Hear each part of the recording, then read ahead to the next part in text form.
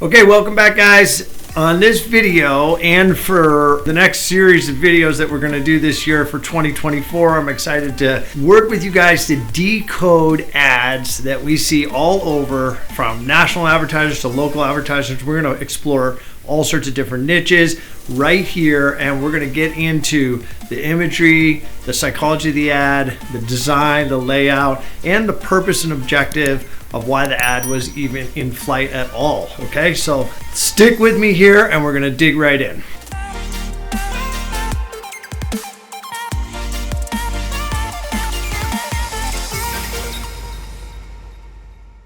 Okay, let's jump right in. I'm going to reveal our first ad for 2024 and take a look at it. It is from Mr. Rooter, and here's the way I want to try to do this, and it may change, okay? But for this one, the first thing I want to do is just take a look at this thing.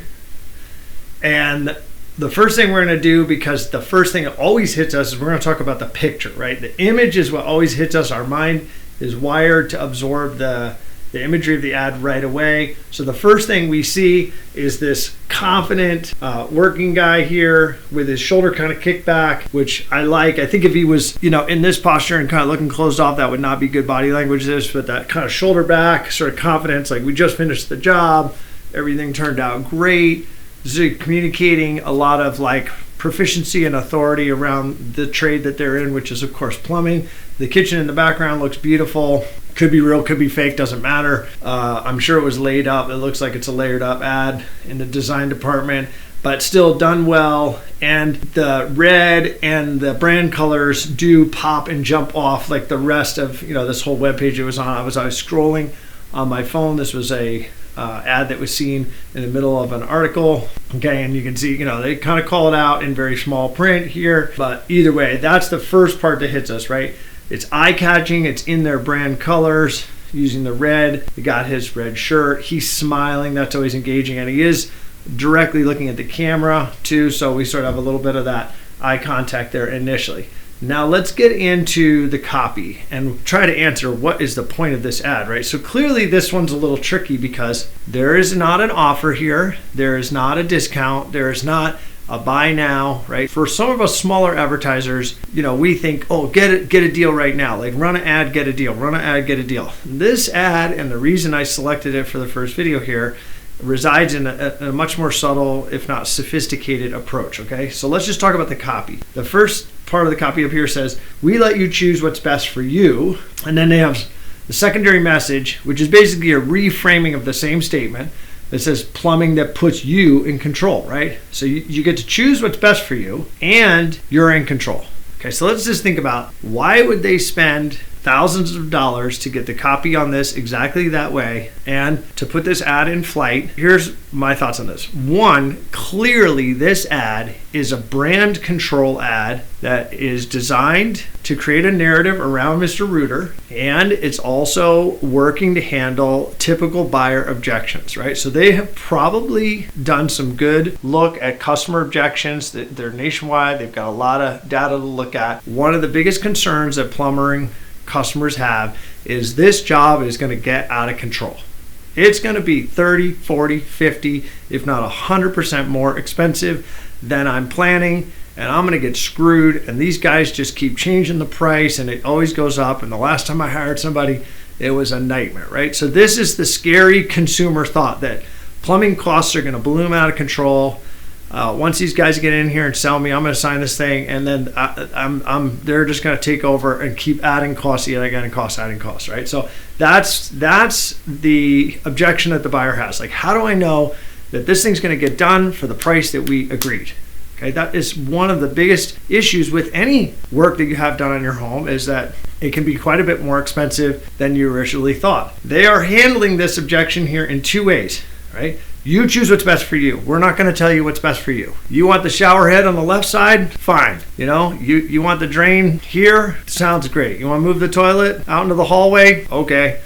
Whatever makes you happy, right? You're in control. And then plumbing that puts you in control, or you choose what's best for you. And then plumbing that puts you in control is basically, again, directly targeting that objection that buyers have, that the deal, the job, the budget, and everything is just going to completely suddenly go out of my control. But not if I work with Mr. Rooter. If if I work with Mr. Rooter, I'm going to stay in control. And that's really what they're trying to do right here, is handle that objection, and they're doing it in a brand controlled message. And this is a narrative that they want out in the market, that when you work with them, you're still in control of the project and that they're in service to you, okay? So it's pretty clever, but you can see that this is at the higher end of strategy, sophistication, and budget, okay? Because they can afford to run ads like this that are just to talk about how they work with their customers and just to handle objections in a very soft way, right? It's just messaging. There's no deal here. There's no offer. In fact, that takes us right to the call to action here, right? Learn more. Learn more has been around in marketing as a copywriting tool for decades and decades and decades. It is one of the most powerful, well-tested call to actions that you can use. Humans are naturally wired to want to acquire information, which is probably why you're watching this video, right? We're all that way. We want to learn. We're just wired for it. And it's a very attractive call to action. There's two reasons why. One, I just stated, we naturally want to acquire information and get smart because that's part of our survival, right? We've gotten this far from being smart. And we're going to get through this plumbing deal if we play it smart too. So we need to learn as much as possible before we make a decision about the project in our home. So that kind of all ties together. The other thing that's nice about Learn More as a call to action is that it is a low ask versus, and this is something we see a lot of our smaller budget advertisers, they want to go for the kill on the ad, right? They want to go for the buy now, get it now, order now, call now, book now, right? All of those immediate, like, and what I would call those are ads that are asking the viewer, customer, prospect, lead to go from 0 to 100, okay? And click to call is another one. Click to call now sounds great on paper. It's cool technology, but it's actually a pretty tall ask, and a lot of people don't want to get on the phone because they feel like they're going to get on the phone with some sneaky sales shark and they're going to get sold. And so that actually, from a call to action on an ad like this, and I'm sure they've done their testing, is a little scary for a lot of homeowners. Like, whoa, I don't want to get on the phone with these people. They're going to try to rook me into something. So Roto-Rooter tactic here is to ask you to just learn about how we work with our customers. Learn about how you're going to stay in control of this deal and learn how you're going to be protected in this arrangement, in this transaction, okay? So they kept the ask low. There's something to think about too when you're thinking about your buyer's journey. Do you have places in your buyer's journey where you're asking the buyer to go to accelerate really dramatically when it's maybe not appropriate, when they're not ready? Because if you have programmatic advertising that's asking for a buyer to accelerate the process rapidly and you're not getting good conversions, you're not getting take on that ad, it's because it's too early in the relationship, okay? And this ad, by the way, was fired to me cold.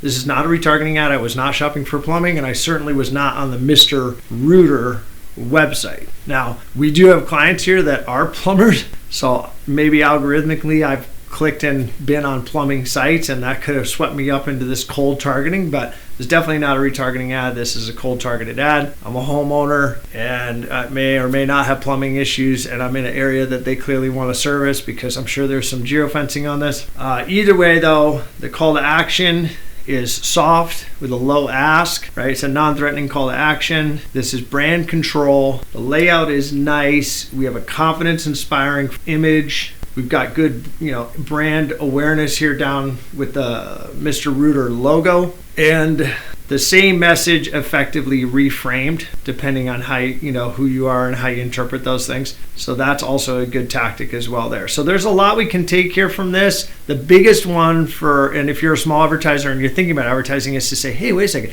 Ads aren't always about asking for a deal. Ads are also about telling a story about who you are and what it's like to work with you. Okay, so that again is higher level strategy, but very effective. Is specifically, and I would say, I'd love to see ads like this in retargeting as we indoctrinate leads and prospects into a brand. We use this type of messaging to teach them about what it's like to work for Mr. Rooter. Okay, so we'll see you guys on the next one. Go ahead and like and subscribe. This is kind of a fun setup. We're going to pull apart and decode ads here for the better part of the next number of videos. I love it when you guys leave comments. If you're like the setup, I think it's pretty helpful. I'd love to hear about that, and we'll see you on the next one.